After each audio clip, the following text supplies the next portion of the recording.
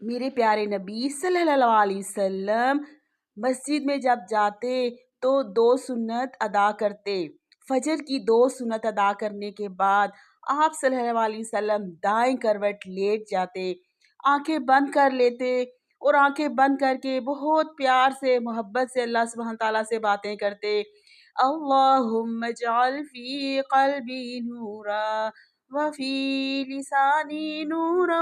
وفی سمعی نورا وفی بصری نورا ومن فوقی نورا وتحتی نورا وعن یمینی نورا